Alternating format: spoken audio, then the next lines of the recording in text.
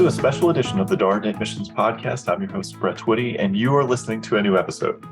On this episode of the podcast, we return to our ongoing spotlight on faculty here at the Darden School of Business, a series we call Office Hours, with a conversation with Yiorgos Allayannis. Yiorgos is a member of the finance faculty here at the Darden School of Business. And in this wide-ranging conversation, we talk about his background, what brought him to Darden. We also spend a considerable amount of time talking about one of his courses, financial institutions and markets, as well as a number of the cases that he's written over the course of his time here at Darden. I think you're really going to enjoy this conversation. So without further ado, here's my Office Hours interview with Yiorgos Allayannis. Thank you so much for being here. And so Yiorgos, tell us a little bit more about who you are. What's your background? Hi, Brett, and hi, everybody globally. That's so wonderful to see that you guys are dialing in from wherever, all over the world. And I find the world fascinating. Having come, I grew up in Greece. First of all, it's great to be here. Great to be with you, Brett, and thank you for the invitation. I've been at Darden for a long time, almost 27 years, so quite some time, and it's been a great home for me. And so I'll say more later. But I grew up in Greece, just outside of Athens. I went to school there. I went to the National Technical University of Athens. So I studied electrical engineering and computer engineering. And I found very soon that I wanted not to interact just with machines, but actually also interact with people. And but it was a fantastic background to have. I didn't really know at the time, but it turns out that finance is actually one of the very engineering subjects of business. So knowing a little bit of how to do differential equations was helpful, at least in my PhD years. So then, I basically went straight to an MBA, which was very unusual, but that was late 80s. By the way, they were pre-internet, so you just have to mail your applications in. Brett, I know I'm dating myself here, and I was fortunate actually to be admitted by University of Massachusetts in Boston.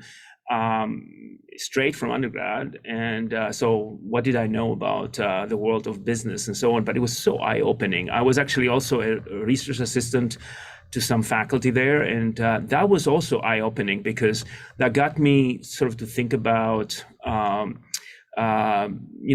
bit of research and a bit of understanding how do we come about, the new knowledge that we teach our students. And so I was, people were saying, "Hey, you have time. Why don't you do a PhD?" And I said, after the MBA, and I said, "Okay, that sounds." I was always drawn into teaching. I have to tell you, while I was in undergrad, I was something very popular in Greece. You tutor.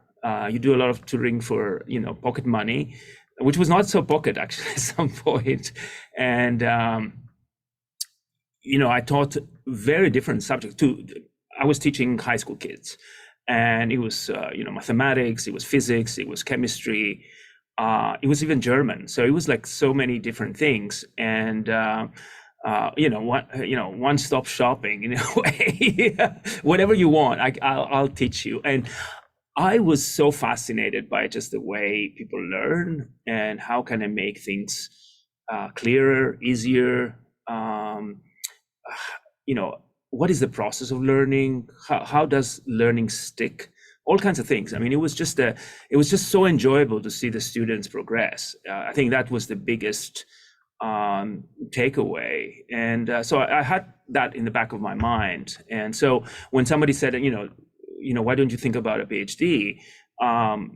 That was in a way not so far-fetched. I said, hey, I need a PhD to teach. And so then the question was, what subject? And so there was actually some competition between strategy and finance. And I quickly found out that my background was more attractive to finance than to strategy. I don't know what background I should have had to do strategy, but the good news is that I was accepted to NYU, which was a great place for finance. And for those of you who don't know, it has like 50 faculty members in finance. And so what's helpful about that is that you can really explore the different sides of finance and the different topics.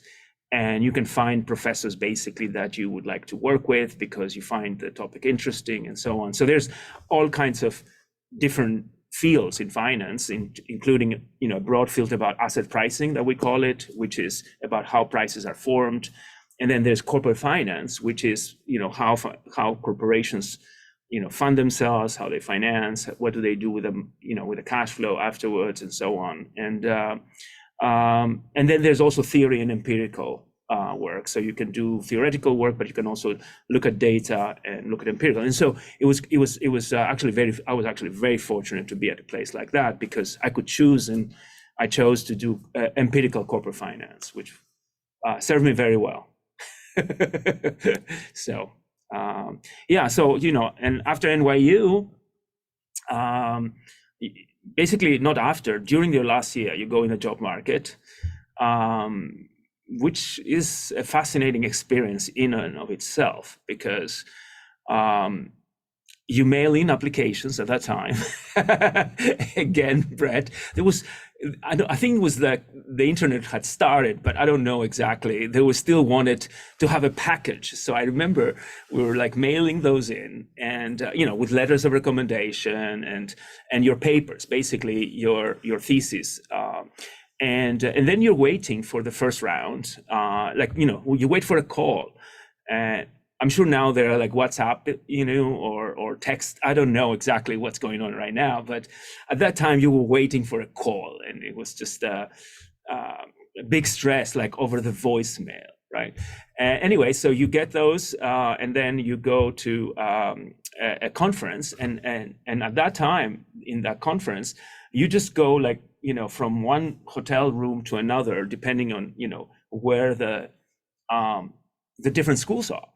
And you open the door, and there's 5 faculty members across from you, so it's it could be quite intimidating,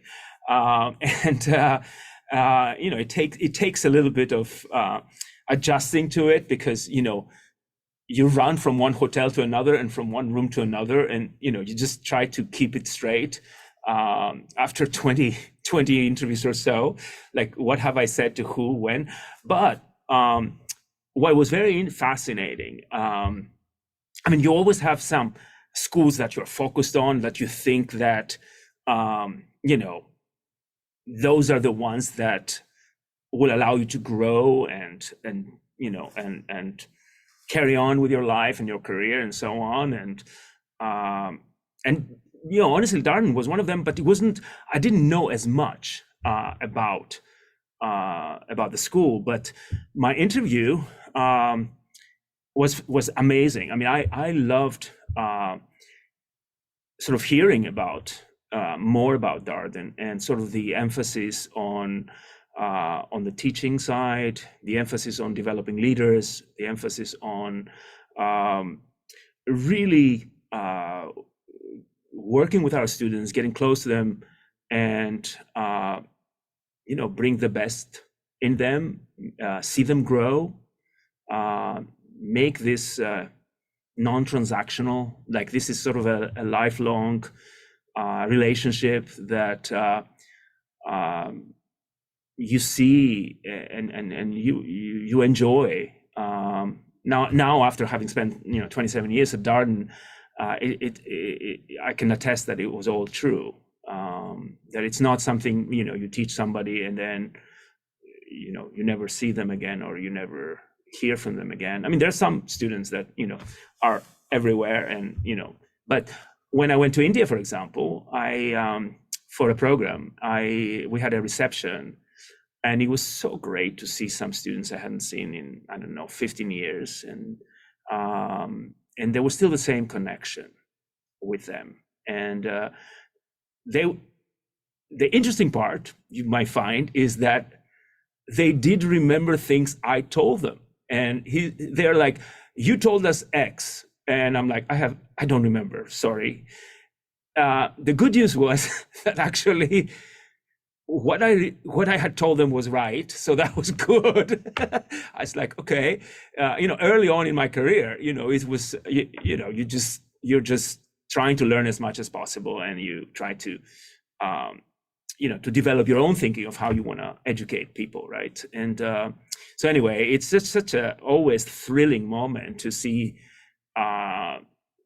former students anywhere, from New York to Delhi, to Buenos Aires, to all kinds of, Rio, all kinds of places that I have luxury to spend time, and you're always learning as to how things evolve and so on. So anyway, there was, going back to the story about how I got to Darden, it was a nice,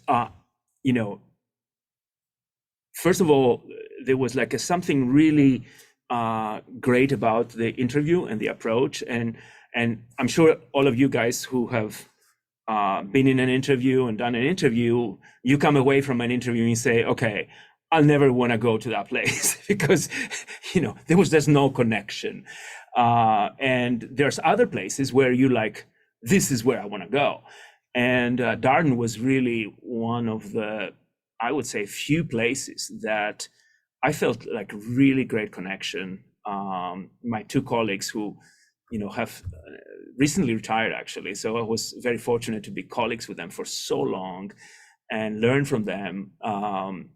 Amazing colleagues. And that drew me, really, when we talked about how seriously we take our job to develop leaders and to develop responsible leaders for the future. And I didn't want to be in academia to just sit in an office and just close my door and think big thoughts. I like to do that too, and we have time. I mean, this is the nice thing about being in academia, where you actually have some time where you can, except for like emails from Brett that disturb you and say you just have to do like now thank you, Brett, like a webinar, you can think big thoughts and you can write new pieces and so on. So anyway, but if I am to be in academia, I just really wanted to engage fully and 150% into educating the future leaders. And imagine we have the privilege to spend 2 years with incredible talent and incredible promise, and it's our obligation, it's our duty, but it's also our blessing in many ways to be able to be in that position to shape somebody's future. And so I think we all at Darden take this very seriously, and it's been honestly life well spent. And I can't think of a better way to really spend my life. And we'll talk later. I know I had some deviations, in Wall Street and so on, and we can talk more about that. Feel free to chime in. Feel free to ask questions. I can go on and on. As you can imagine, this is actually, not my usual when I teach, because we're teaching in a different way, and I don't know. I can go on in that direction or something else. You tell me, Brett. I'm waiting for your cue. I said a lot. Well, that's all good. Let's talk a little bit more about how you do teach here at Darden. Some of our attendees may know that Darden is what you would call a case method school. Case method is one of the principal ways you learn here. We also have experiential-based classes too, but you hear a lot about case method and Darden. So you teach finance. And so how does the case discussion go? How do you prepare for a case, and then how does it play out, particularly with a more quantitative topic like finance? Right. I think it's so well suited actually for quantitative topics as well as for non-quantitative topics. I think the key thing to think about a case method is is engagement. And if I go one level higher, how do we learn?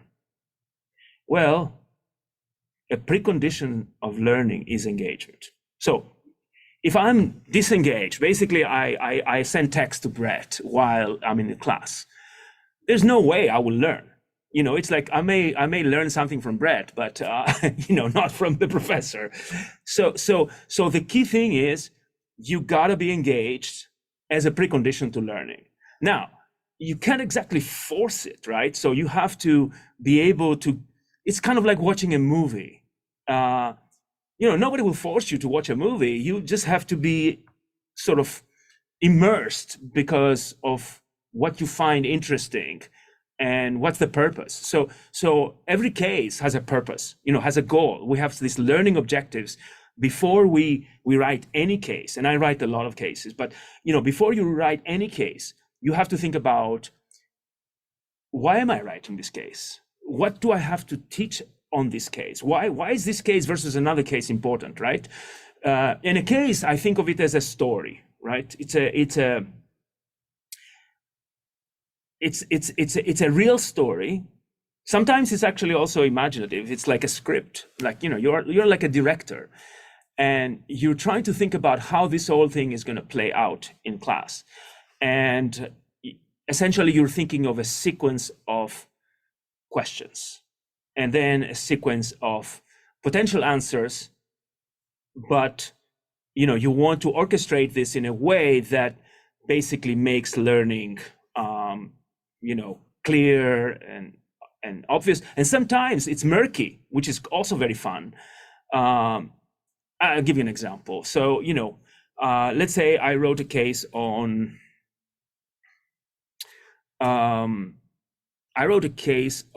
let me see which one. I have written so many. I have to think of one now. So I wrote a case on Deutsche Bank and the regulatory environment on Basel III some time ago. And Basel III was a regulatory environment that forced certain rules on banks on how much capital or equity and other forms of equity they need to hold. So you start in by the question, the first question, and you launch the case by asking, the famous cold call. You ask a student and you say, I don't know, Brett, since you are in front of me. So Brett, I can ask Samson from Alexandria, or, Lei from Yangon, or Henry in China, but now he's in Boston, and so on. I can say, Henry, what would you do in this case and why? What are the strategic questions that you have to really think about and answer? And then I can go, I can start from like a very broad thing. And you can say, we have to think about, I don't know, the corporate governance of the bank. The bank is not doing that great, blah, blah, blah. And this was 2013 when I wrote that case. And then slowly but surely you can get more people involved, right? Where you can say, I started with Henry, then I go to Samson. Samson, what do you think about, what Henry said? And start a conversation.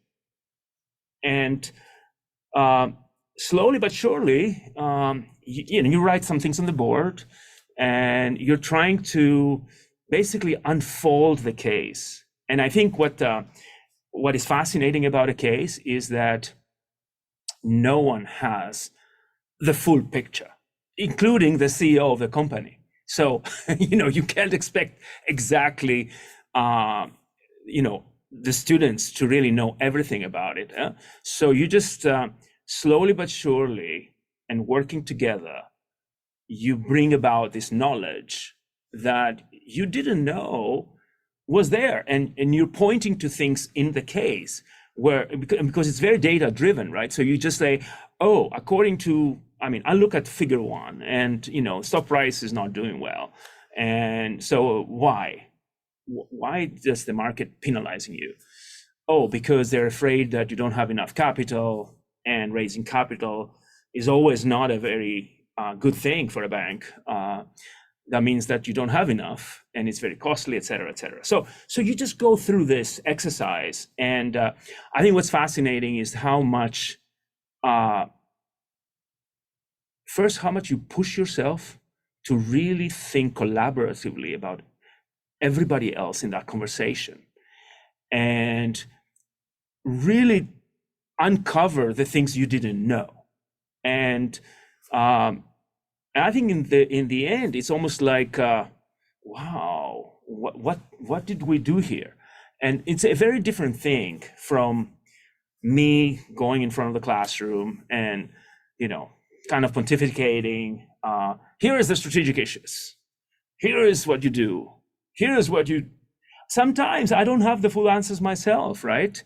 I mean, I've thought of a lot of things of what's going to go on in this classroom environment, but there are surprises. And somebody may have worked in this bank or in another bank, brings in a different perspective that I hadn't completely thought about. And it's also a great learning experience for me as well.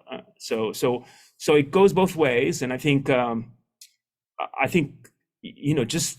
just adding to the knowledge bit by bit, and coming up with arguments to strengthen your position or support your position, is really what you will be doing later on in your jobs.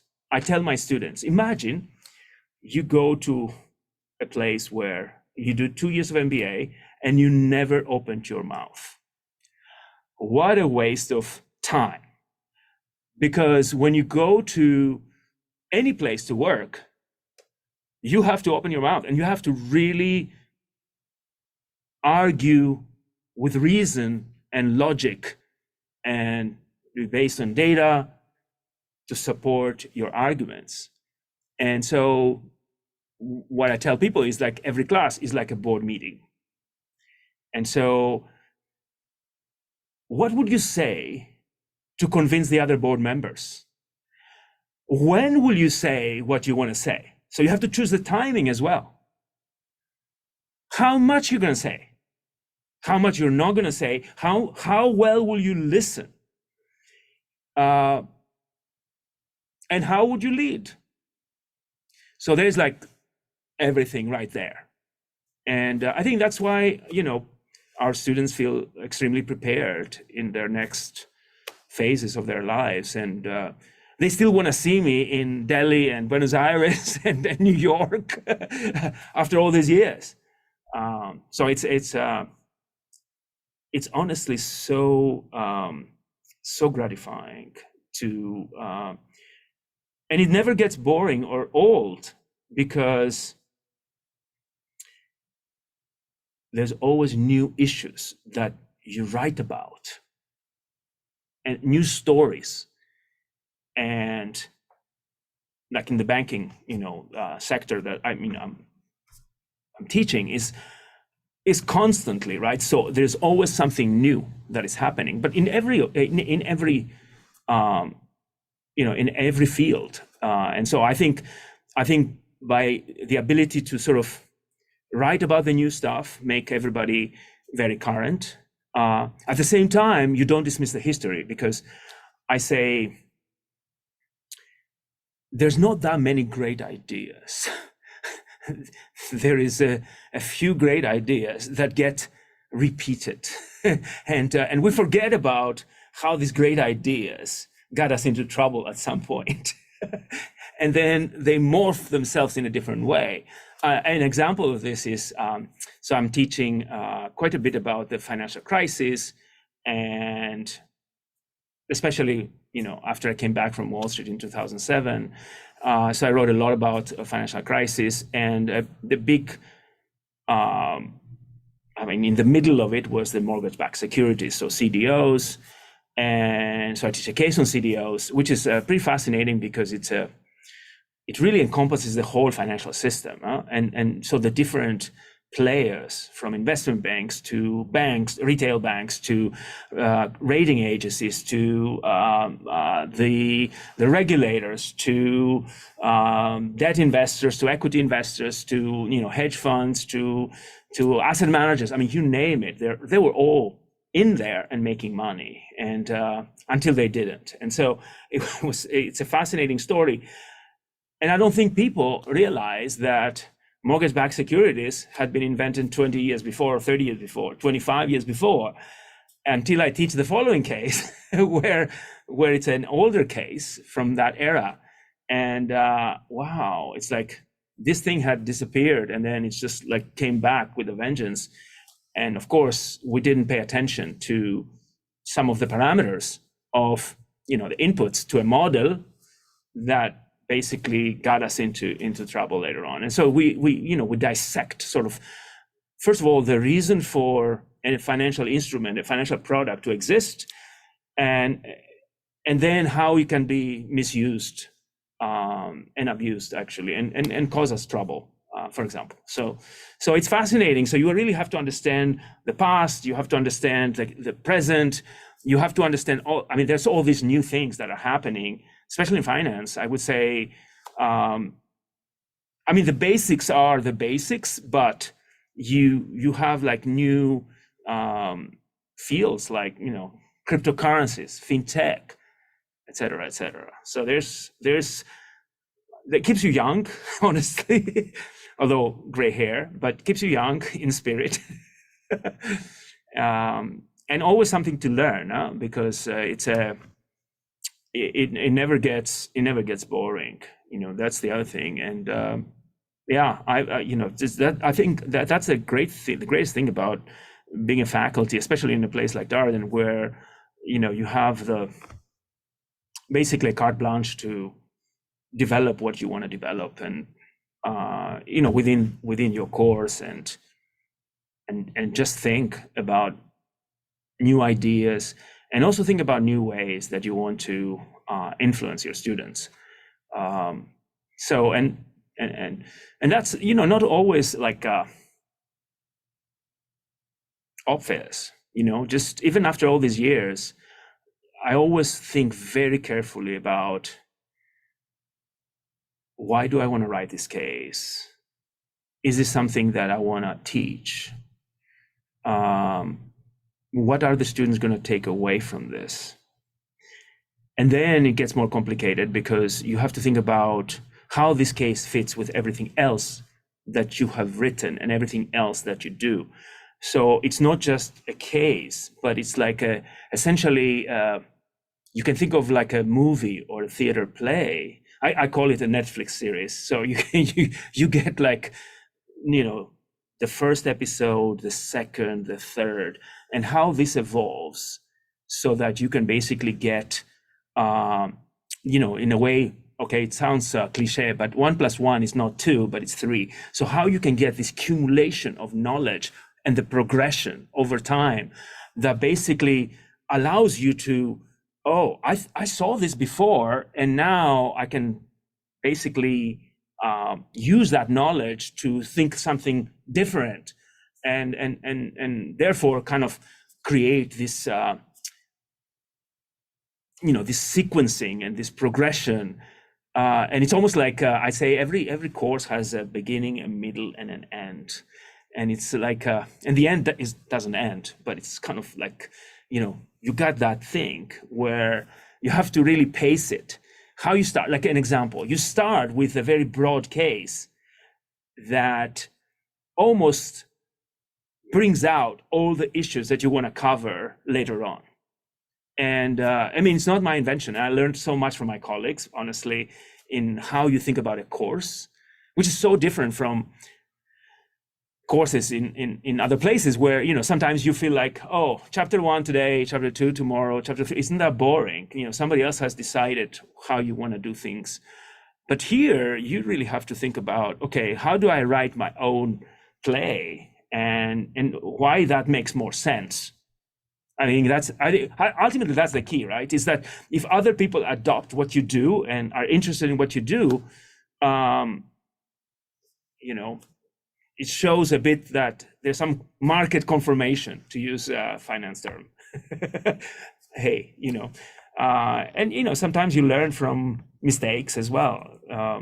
But the last thing to say on this is that over the years, I'm able to really go into places that, I hadn't thought I would. An example is, I've taught like quasi strategy cases. So I got back to those people who did not think that my background was suited for strategy. It was fascinating, because it's also fascinating to see how you can basically write broader things, because after all, this is sort of an enterprise perspective that we teach at Darden. It's not like, oh, in finance you only do discount cash flows. That's it. Yiorgos, don't do anything else. No.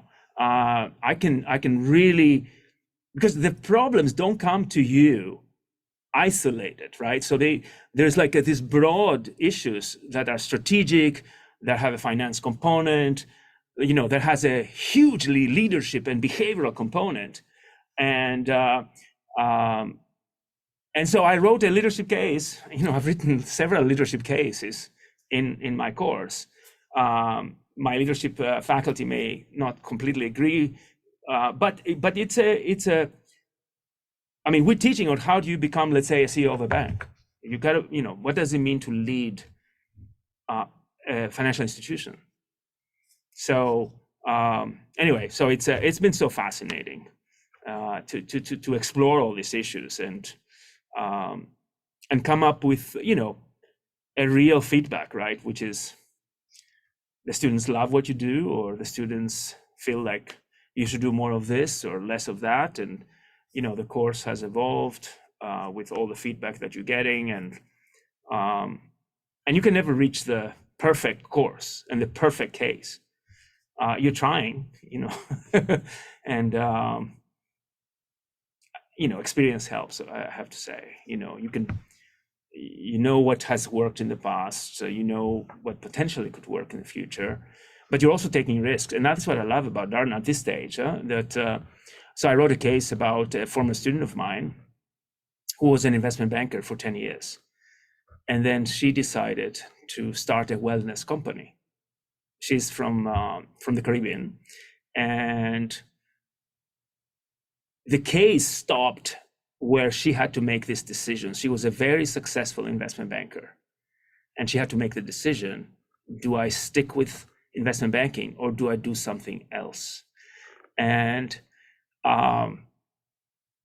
it was I never done a case like this, and I had my student beamed in from the Caribbean, and it was like probably one of the best cases I've taught. Because it was so a little bit out of my comfort zone. So I had to really step up. And then, of course, you have the former student that you want to make that person also feel like, you've told her story well, and it has played out. I mean, that's the other thing. There's a real test. How, are the students involved, engaged? They really want to take position. And that's the other thing. I start the question: are you going to continue being a banker, or are you going to go and do something else? And you can start from that, and you can see the divergence, and then you have people talk about it and argue what she should do. Meanwhile, she's there, my student and sister. I mean, the last part to say, Brett, on this is, when you remember your student, she was a student from 2004. I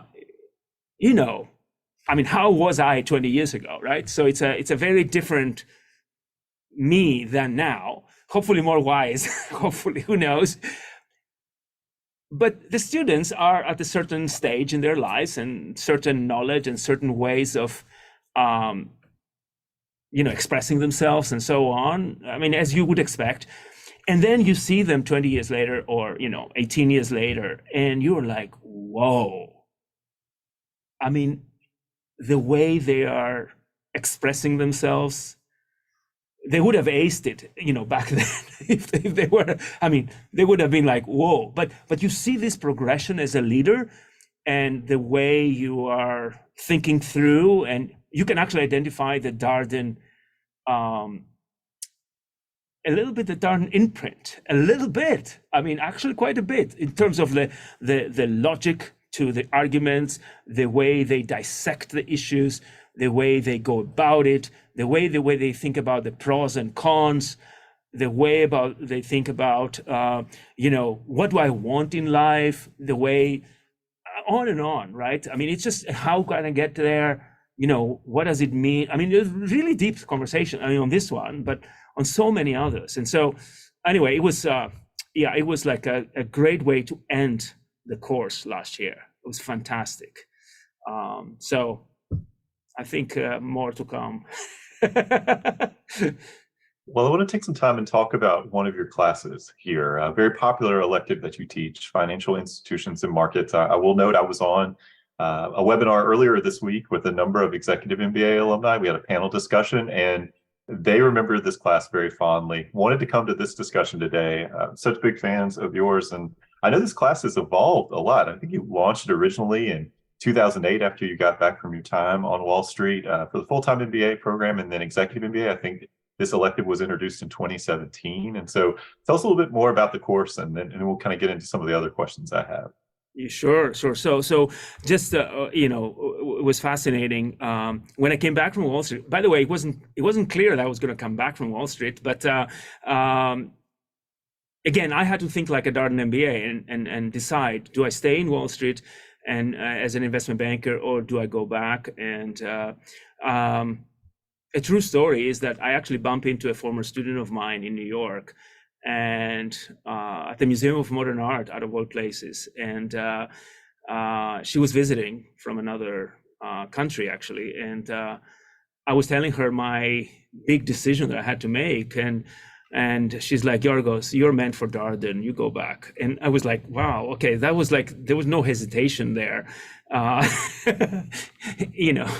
Before I was like driving my wife crazy. Today we're leaving, we're going back to Darden. Tomorrow we're staying, and it was just like, because that life was also fascinating. I can talk about this as well. I learned so much. But anyway, I think when I came back, my area head asked me, actually, he was one of the people who were in my interview 20 years before, or whatever, 15 years before. And he said, what did you learn in Wall Street? I said, well, I covered financial institutions. He said, why don't you start a course on financial institutions? And that's basically how the genesis was. And I wrote a series of cases, on financial institutions about kind of strategic issues that they're facing in terms of capital, in terms of distributions, in terms of regulatory environment, and trying to analyze the crisis, understand where it came from, why, talking about incentives, talking about how do you get in a mess like this? And basically the inability to lead, it's a huge thing, and manage risks.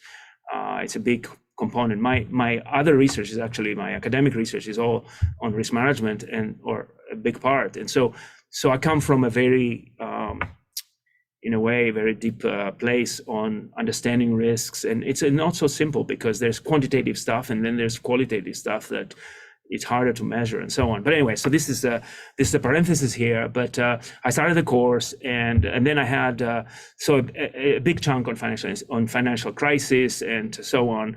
And over the years, of course, I think we had the big change in the mid, 2015, 2014, a little bit earlier on fintech. So there were basically technology companies that are trying to solve financial problems in a sort of better way, more efficient, using algorithms. And luckily I had studied computer engineering, so I knew what an algorithm is, and how it works, and how you code on this, and you also understand the limitations, the biases, everything. So many things, right? And then you understand, having understood banks, or so I thought, you can see where the advantages and disadvantages of those two big players are. Like, when you are a bank, what are your advantages? When you are a fintech, what are your advantages, but also what are the disadvantages? So I wrote a case about this, which was great, with a student, and it was sort of the first case on understanding the space, and understanding what kind of areas fintech can improve. I wrote a case on payments, which is like a big, wide open field, and I wrote a case on M-Pesa, which is a very well known example of a Kenyan fintech, and how it evolved, and why they did what they did, and what are some of the pitfalls. I haven't been to Kenya, so I have to say, I mean, I've been to South Africa, and that's far, I know. And so for those of you from Nigeria, I know distances in Africa are big. And I learned so much, though. I learned so much about the story, the entrepreneurial spirit there, and also the solutions that they were trying to come up with, because essentially a solution is it's got to have a problem, a real problem. And over there, a big problem was that if you wanted to get money from to your relatives in the countryside, you had to basically bring cash, and that was like a very, very risky proposition at that point. So why not use mobile phones, and at that time the flip phones, because who could afford iPhones and so on, to basically send money, and so on and on. So payments is a big. So I wrote a case on payments, crypto. Need I say more? So I wrote a case on Bitcoin and blockchain.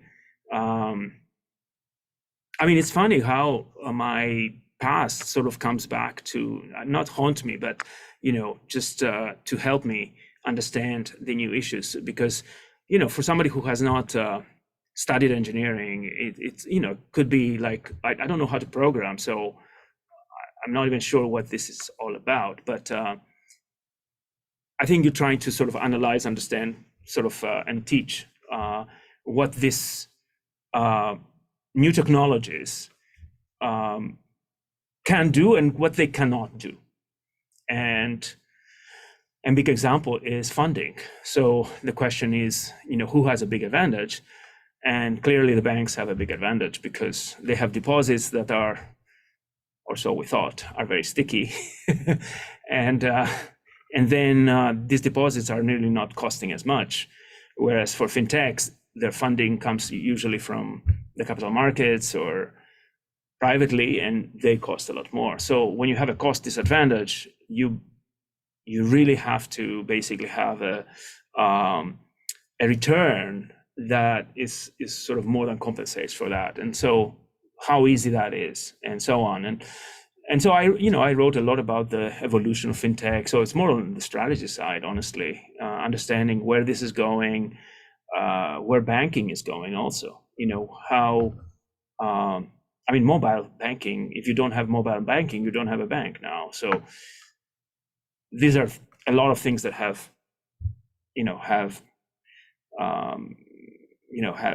been going on now. I can call you, Brett, about how much JP Morgan spent.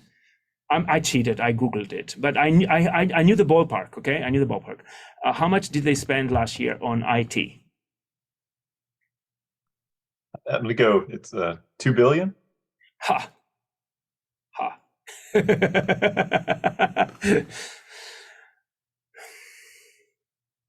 The answer is no. Any second guess? All right, 10 billion. Close. It was $12 billion. Okay, so I mean, $12 billion for IT last year. So that tells you something, right? Basically, it tells you that you better be very strategic in how you allocate this capital, and you better understand, what exactly these new technologies are all about and where they're going. And so it's and of course you can argue, you can ask, do fintechs have 12 billion?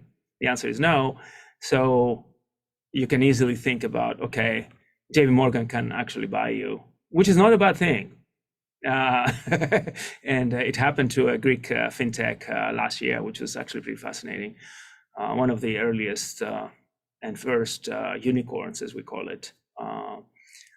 So anyway, so it's a fascinating world, how it changes, how much investment there is. So you got to now bring technology into this. And of course, you talk about digital currencies and you talk about cryptos.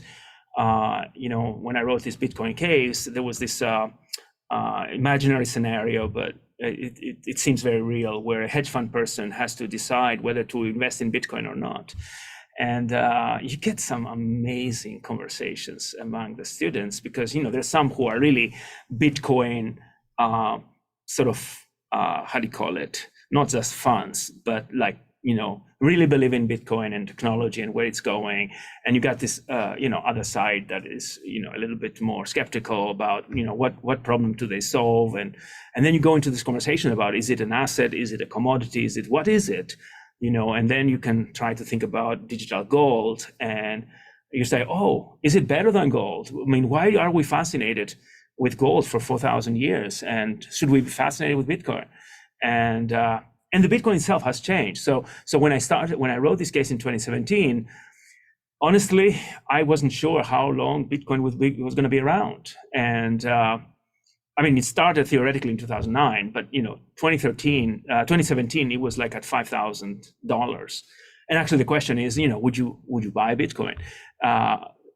In retrospect, that's a good decision, because now it's 30.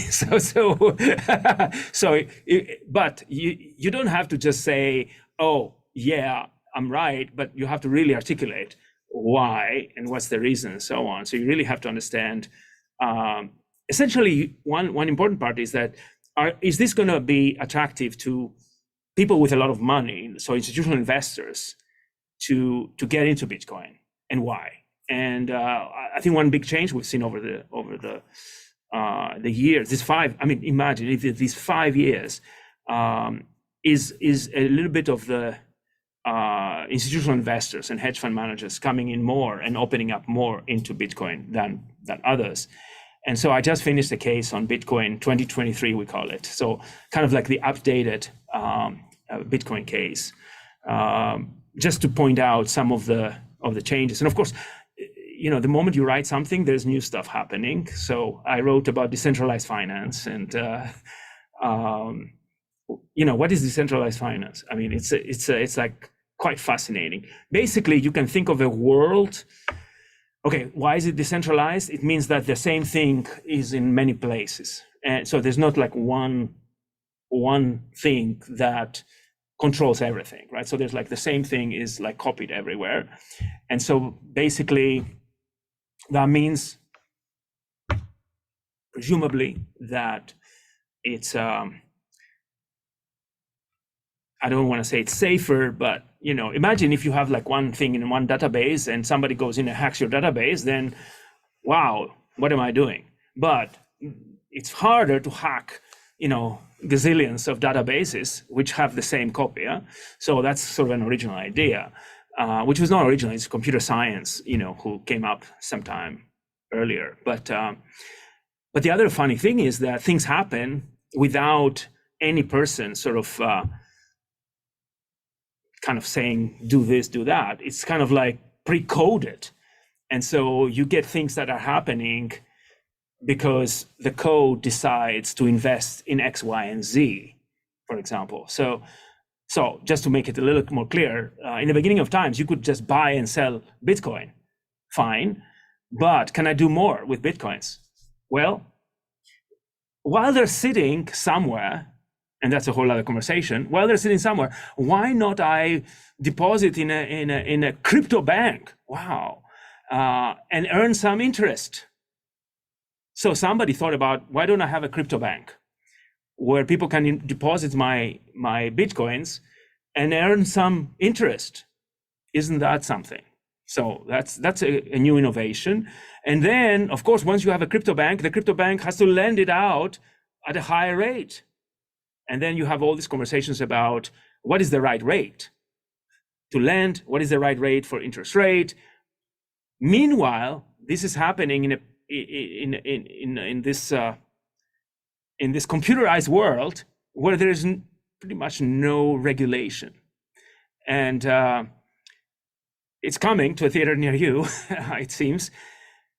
But you can imagine what can happen, huh? And then on top of that, you can actually not just lend, you can actually invest in this crypto hedge funds, because in that space now there's also hedge funds that are basically codes that are doing things. It's really almost like watching The Matrix or watching sort of a, I don't know, Back to the Future, something like. And of course, when you do things like that, there's a big potential for return, but also a big potential for a big risk. Huh? So, and then when you are out there and there's less of a regulatory environment, things can happen where it can get completely out of hand. And so we have these recent stories that are going to be litigated and make my life very interesting. Just I have to keep up. It feels like an interesting time for regulation, both for banking and for crypto. And Gary Gensler, SEC, basically saying we're out to regulate crypto now in a lot of different ways. Lots of lawsuits happening. And then you also have this question of, has technology outpaced even traditional banking regulations? How quickly did the bank run on SVB happen? You obviously got other banks in the news too, but what do you make of all these stories, Yiorgos? I think there's always a catch up, right? So we have so when I wrote this case on Deutsche Bank and Basel III, I asked the question to my students: why is it Basel III? Oh, because there was a Basel II before that, and before that there was a Basel I, and where is Basel? It's in Switzerland, and they like fondue there, and so I just bring them in there and joke. I have my brother lives in Zurich, so, and my sister-in-law is from Zurich, and so I know Switzerland quite well. But it's kind of fascinating to say, obviously there were like some things that happened in Basel II that didn't cover what needed to be covered, and we discovered later on that, hey, we needed actually a new regulatory environment. I mean, one thing is, and that's what this case actually is all about, is that how during 2007, 2008, the banks basically have had really exploited to have as little equity as possible within the regulatory framework. But you can imagine, if you want to calculate the return on equity, which is net income divided by equity, the less equity you have, the higher the ROE. And so for CEOs, for investors, for everybody, is a great thing. But the less equity you have, the less ability you have to cushion your losses, which means the riskier you are. And so it's like this fascinating story, and that Deutsche Bank at some point was earning 24% return on equity, and I asked my students, I said, who earns 24% in equity? Should a bank, can you think of a bank earning this much? And it's pretty fascinating how we when we make 24%, we think we're so smart. And I said, just watch it. Just be careful. When you make a lot of money, yes, you may be very smart, but you also have taken probably a lot of risk. So you really have to understand how to manage that. Anyway, so Basel III came along and upped how much equity you need to have, and how much some of the other things that counted as equity can no longer count as equity. So, I mean, this is the fascinating world of investment banking and finance, where, you're trying to really pitch and lobby the rating agencies and the regulators and say, what, this thing looks like equity, smells like equity, it could be equity. And it's really, something in between debt and equity. So these are sometimes they're called preferreds. And anyway, I'm not going to bore you with all the details. More on this, you have to come to my class, Brett, and all of you guys, if you find it interesting. But I mean, I love this case because it really talks about essentially the interplay, there's even a word for it, Brett, which is called regulatory arbitrage. So it means that you look at the rules and you try to find ways to go around the rules, and very legal ways. So the question is, who thinks ahead of, what might happen? And, the banks can make a lot of money by engaging in this regulatory arbitrage, because that means they do something risky that the regulators don't think it's risky or haven't really accounted for it as being risky. Remember, to make money, you need to take some risk. You need to be smart as well, but you need to take some risk. And so if the regulators haven't really accounted for that risk and you do it, then you can, you do a regulatory arbitrage. And of course, that can get you into trouble, because taking a risk can get you into trouble. So then, of course, you have this new regulation that comes out after we've gotten into trouble. And an example of that is with SVB, where how fascinating the world is, because SVB was a mid-sized bank, what we call in the US mid-size. So it was between 100 and 250 billion in assets. And there was this basically quite a bit of lobbying, let's put it this way, that, hey, to keep up with the regulation, it costs us a lot of money, and we are at a competitive disadvantage versus JP Morgan that writes a check on $12 billion on IT, for example. And so then the regulation, became a little bit less stringent for them, so they didn't have to do certain things. And so, they ran into trouble because they did a lot of risky stuff, SVB, and well, I'm writing this case right now, so there's so many things there. One of it is that, should the Fed have done something different and more? And the answer is yes. If they had done the regulatory things that they could have done for the banks, let's say, that are like JP Morgan, would that saved us? The answer again is no. So you have to really now even rethink about how do you, what we call stress test a bank. A stress test means, I have an adverse scenario. Inflation goes up by, 5%, and unemployment goes up by whatever.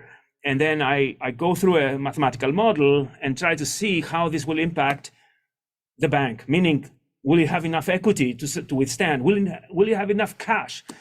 So we're learning so much about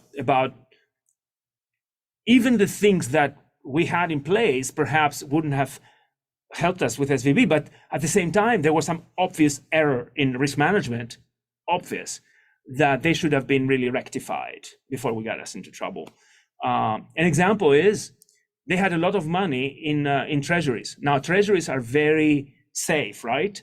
Except if interest rates go up and the value of treasuries go down, and you have to sell them because people are taking their money out. And this is what happened.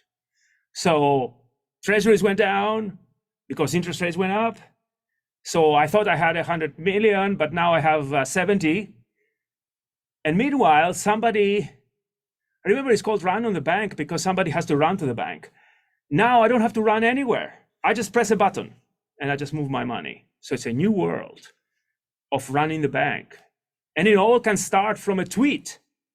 So it's just so fascinating how, you really have to think about this new environment and what it means for banking safety, but also, look, if the banks are not safe, the system is not safe, and we all can not sleep very well at night, I'll tell you that much. All right, Yiorgos, we got just a few more minutes, if it's okay. We started a little late, so I'm going to go into bonus time. I'm here. Okay. I'm yours. All right. We got a question here about a case that you wrote about climate risk in banking. I appreciate people doing their homework out here. So it's called Cities. It's about Citi's net zero future. It touches on the green bond market. Do you use this case in class? Tell us a little bit, for people who haven't read the case or not as familiar. Tell us about the case, and is this a case that you use? I'm so impressed. Now the question I have to think about is, should I tell the answer to some of the people who may take, I'm just kidding, but It's funny. I was going to talk about this. I love this case because I wrote it last year, and I taught it for the first time last year. And by the way, Citigroup was my former employer, so it was my employer during my Wall Street years between 2005 and 2007. So I still have friends who are at Citigroup, and I actually So let me impress you, Brett, with my network. The CEO of Citigroup was the boss of my boss at that time. So I know Jane Fraser quite well, I would say. I mean, quite well. I shouldn't say quite well, but I know her. And she's terrific. But now, many years later, she's the CEO of Citigroup, after she has done so many good things in different areas of Citigroup. That she was leading, and now she's the CEO. And this is like a big decision to make, which is basically we want to be net zero in 2050, and we also want to really, she starts the first day, and it's so fascinating. The first day that you come on board as a CEO, which means she has thought about all this way before. To say we're going to go and by 2030, we're going to issue $1 billion of sustainable finance, which is both green finance, but also social bonds, which is basically, and there's this whole thing about what it means to be a green bond, what it means to be a social bond. You can think about a green bond, something that helps, greening the environment, and then something that helps, let's say low, like housing for less privileged people, or, all kinds of things on the social side. And so that's the first part. But then it becomes like, all right, you're doing this big bet. The question is, why will the investors invest in those, right? That's one question. They may not really be there to help you green the environment, all right? For example, why would the issuers issue green bonds? Like, is it less costly for them? If it's less costly for them, why would the investors accept a lower return? So it's like you get into the really nitty-gritty of understanding, is there a market for green bonds? How much is there? And you can look at the data, you can understand a little bit about where it's going. Is this your big bet that you're going to place? Like, do you have an advantage? Because one of the things that happens on net impact, which is to me was very fascinating, because it was like on the bank side, is that when you want to be net zero, it means that, because what banks do is do loans to companies. That means that you have to now green your clients, which means that you have to convince them that they, it's better for them to also issue green bonds. And the question is, what if they don't want to? Would you say no? Would you basically say, okay, goodbye, I don't want you as a client anymore? And on top of that, there's like this education that needs to happen for investment bankers.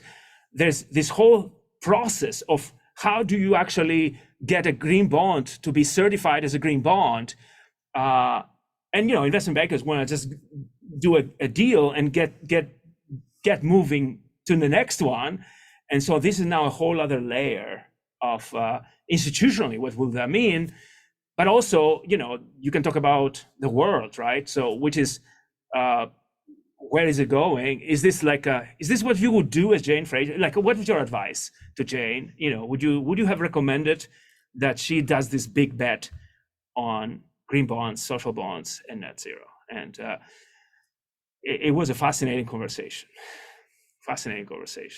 So yeah, I learn so much every time I write a case. And thank you for somebody who's really trolling me on whatever and figuring out the cases. That's fantastic. Plus one already. You get you've already gotten points in my course. For those of you wondering, plus one is Darden, your case, your class participation counts as part of your grade, and the faculty plus one. It's a positive thing, as you probably have inferred. So Yiorgos, last question here. what are 3 books you would recommend for our attendees, or just 3? It could be a podcast, could be a movie, could be anything. But for folks, things that you've been reading, you've been interested in. Very good. So one advice I give my students always is read, read, read, and read, and read, and read. I mean, the ideas come from reading, and reading carefully and understanding, and try to think through issues. And I start my day and I tell my students, I read the Financial Times, I read Bloomberg or CNBC, or this is sort of the start of the day. So I got to understand what the news are, what the situations happen, because those are giving me also ideas for the things I want to teach my students, right? So let's start with that. But for you guys, we're going to be on the other side, who are going to be dealing with these issues. You better understand what's going on. And that was a big lesson actually during Wall Street years, where you had to understand and read everything about the news, because imagine in Wall Street, I was talking to CFOs and treasurers all the time. And what if something had happened to that company, like a merger, acquisition, or like anything, any news, and I didn't know? Basically, what kind of banker are you? You just don't know what's going on with our company, and you're trying to advise us. So it's like a sort of almost like table stake. But in terms of books, I love a book that is a quite old one now. It's called When Genius Failed, and it's by Roger Lowenstein, and it's 2 Nobel laureates who had a hedge fund and didn't do very well. And in fact, it was the first bailout of financial institutions, essentially, I think it was 1998. So it's a great story about risk and return, and basically the theoretical bet, which was actually not just theoretical, but the theoretical premise, I should say, of the strategy, which didn't pan out. And a big part of that also lesson is that when you use a lot of debt, you don't have as much leeway, right? Too much debt allows you to put very little equity, so that means the return on equity is very high. But too much debt means that if you don't get the money that you want, that you need, the return, you can't pay the debt, and then you're done. So this is kind of what happened in that book, but it's a little bit more complicated. But anyway, so that's a fascinating book, I think, and I always advise it to my students, because in the end of the day, I tell students, what is finance? It's really about risk and return, and we can measure the return afterwards, but the risk, we do have some models, but we're not always. We're always seeking to get better at the models of understanding risk. So this is one book I highly recommend. The second book I can't really recommend, but I will recommend it because I just got it, so I haven't read it. And it's called, it's by Darden Admissions and Simon Johnson from MIT, quite famous economists. And it's called Power and Progress, I think, or something like this. I have written the title. I just got it yesterday. Power. Give me a moment. Yeah, Power and Progress, and it's a book about technology, and it's a book about how essentially the bottom line. Like I read the bottom line, which I don't know. Then now I have to read like a 700-page book. But it's the bottom line was like technology can get us to amazing places, but it can also, if you leave it unchecked, it can get us to really bad places. And so it's really a question of how do we think about the rules that we're going to put around technology, so that we can make sure that we have a productive economy and a fair economy and an equitable, and as opposed to, put like leave it like whatever, and then basically some people are going to make money, but the rest is not going to help us very much. And that's a like a big conversation right now with AI and ChatGPT and on, right? As to what kinds of regulation we're going to put. I mean, the tricky part about regulation, Brett, is that you got to understand the problem, and then you have to put the right regulation so that there is very little room for regulatory arbitrage. So you're trying to really understand how these other players are going to try to get around it, and you try to make it as effective as possible. But until you understand the full extent of the problem, which of course it doesn't happen just like in one day. I mean, it's like, because the problem morphs and changes and becomes something different, then it's hard. At some point, of course, you have to say, I'm going to regulate. And this is what I'm going to do. This is what you can, and this is what you cannot do. But anyway, so this is, and it talks about the Industrial Revolution, for example. One example I saw where basically not everybody benefited from the Industrial Revolution. And so there are winners and losers. So technology is not the end all be all in terms of improving the world all the time. So we have to be careful. That's my understanding so far, but I may be wrong. I got to read 700 pages to tell you what's going on. Okay, third book, which could be 4 books. Third book is by my favorite. So I love history, by the way, and history is so fascinating because it can teach you things that allow you to analyze a problem, and you understand that history may repeat or may not, but it really gives you some framework. So one book is by Peter Frankopan, and he's a professor of history at Oxford, and it's called Silk Roads, and it's a very well-known book. I think it was written in 2015. What's fascinating about this book is really talking about how politics, wars, and economics are intertwined, and really talks about how essentially from antiquity, from ever, this economic interests have played into the world the way it has shaped. And you can say, oh, this is pretty obvious, but kind of taking you through the history and giving you the examples and understanding pretty much things that you didn't think it was like economic base, like they're actually, so it's not just the Silk Road, what we know from history, but there's other things that are really Silk Roads. There are kinds of Silk Roads that we didn't think they were. And so it's a fascinating book, highly recommend. And he just wrote a new book. It's called The Earth Transformed.